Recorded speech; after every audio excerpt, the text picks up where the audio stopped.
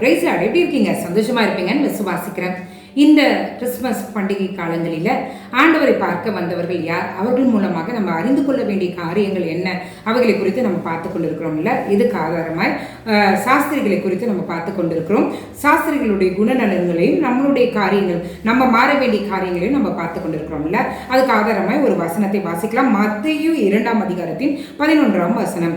அவர்கள் அந்த வீட்டுக்குள் பிரவேசித்து பிள்ளையையும் அதன் தாயாகிய மரியாளையும் கண்டு சாஷ்டங்கமாய் விழுந்து அதை பணிந்து கொண்டு தங்கள் பொக்கிஷங்களை திறந்து பொன்னையும் தூபவர்க்கத்தையும் வெள்ளை பொழுத்தையும் அதற்கு காணிக்கையாக வைத்தார்கள். அவர்கள் வைத்திருந்த பொக்கிஷங்களை திறந்து, யார்? சாஸ்திரிகள். பொக்கிஷங்களை திறந்து முதலாவது அவர்கள் கொடுக்கிற ஒரு காரியம் பொன். பொன் என்றால் தங்கம், எல்லாருக்குமே தெரியும். பொண்ணுன்னா ஏன் பொண்ணை கொடுக்குறாங்கன்னா, அவர் ராஜாதி ராஜா என்று சொல்லுகிற, அதாவது அதை வெளிப்படுத்துகிற விதமாய் அவர்கள் என்ன பண்றாங்க, பொண்ணை கொடுக்குறாங்க. அந்த காலங்களிலே ராஜாக்களுக்கு கொடுத்த ஒரு வெகுமதி பொன்னாய் இருந்தது. வேதத்துல நீங்க பாத்தீங்கன்னா எப்படின்னா, யோசிப்பு பார்வோன் கொடுத்தது பொண்ணை கொடுத்தான். யோராம் தாவீதுக்கு கொடுத்தது பொண்ணை கொடுத்தான். யோவா தாவீதுக்கு பரிசு கொடுத்தது பொண்ணை தான் கொடுத்தான். ஈராம் சாலமோனுக்கு கொடுத்ததும் பொண்ணை கொடுத்தான். அரபு தேசத்தான் சாலமோனுக்கு கொடுத்தது பொண்ணை கொடுத்தான். தர்சீஸ் ராஜாவும் சாலமோனுக்கு பொண்ணை கொடுத்தான் என்று வசனம் சொல்கிறது. அப்போ ஒரு ராஜாக்கு ஒருத்தர் கொடுக்கிற வெகுமதிகள் எப்படி இருந்தது? பொண்ணை போல இருந்தது, பொன்னாய் இருந்தது, பொன்னை சார்ந்ததாய் இருந்தது. இப்போ இவங்க ஆண்டவர் பிறந்திருக்கிறார் அப்படின்றத இவர்கள் அறிந்து கொள்கிறாங்க. அப்போ அவங்க நினைக்கிறாங்க, 2 சாமுவேல் 8ஆம் அதிகாரம் 12ஆவது வசனம், யோசுவா 6:24 சொல்லியிருக்கிறது, பொன் வெள்ளி எல்லாம் கர்த்தருக்குடையவைகள். ஏன்னா அவர் தான் அதற்கு ஈடானவர். அந்த பொண்ணும் வெள்ளியும் எது உயர்ந்ததா தெரியுதோ அது அவருக்கு தான் ஈக்குவல் பா. நம்மளுக்கெல்லாம் அந்த வெகுமதி கிடையாது. உயர்ந்தவர், பெரியவர், அவருக்கு கொடுக்கிற வெகுமதிகள் என்று வசனம் சொல்லுகிறது. இன்னைக்கு ஆண்டவர் வெளிப்படுத்தின 4:14 ராஜாதி ராஜாவாய் கிறிஸ்து வரும்போது அவருடைய தலையில தங்க கிரீடம் அணிந்து அவர் வருவார் என்று வசனம் சொல்கிறது. அப்போ ஒரு ராஜாவை சிம்பலைஸ் பண்ற விதமா அவர்கள் என்ன பண்றாங்க, தங்கத்தை அவருக்கு பரிசாய் கொடுத்தார்கள். இன்னைக்கு ஆண்டவர் நம்ம பாட்டு கேட்கிறாரு, இந்த கிறிஸ்துமஸ் நாள்ல நீங்க இருக்கீங்க, என்ன கிஃப்ட் நீங்க காடுக்கு கொடுக்க போறீங்க?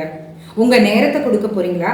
இல்லைன்னா அவர் விரும்புகிற இந்த உலகத்துல இருக்க அத்தனை பேர்கள், திக்கற்றவர்கள், விதவைகள் எவ்வளவு பேர் இருக்காங்க, அவங்களுக்கு கைமாறு செய்கிற, அவர்களுக்கு உதவி செய்கிற அந்த ஊழியத்தை செய்ய போறீங்களா?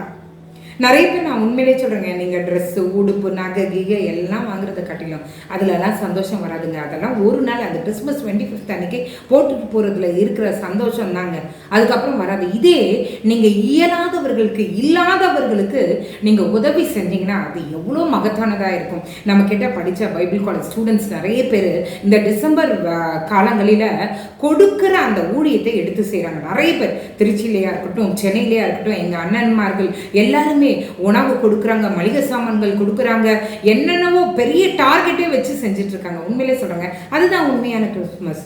இன்னைக்கு ராஜாக்கு பிரியமா, அவர் ராஜான்றதை சிம்பலைஸ் பண்றதுக்காக பொண்ணை அவங்க கொடுத்தாங்கன்னா, இன்னைக்கு உங்களுடைய வாழ்க்கையில ராஜான்னு அவரை நியமிக்கிறதுக்காக, ராஜா என்னுடைய ராஜா என் இயேசு கிறிஸ்து தான் வெளிப்படுத்துறதுக்காக நீங்க என்ன கிஃப்டை நீங்க கொடுக்க போறீங்க? ஒரு பெரிய கேள்வியோட தான் நான் இன்னைக்கு செஷனை முடிக்க போறேன். நீங்க என்ன கொடுக்க போறீங்க? ராஜாவுக்கு சாஸ்திரிகள் அவர்கள் பெரிதாக நினைத்த அந்த தங்கத்தை கொடுத்தார்கள்.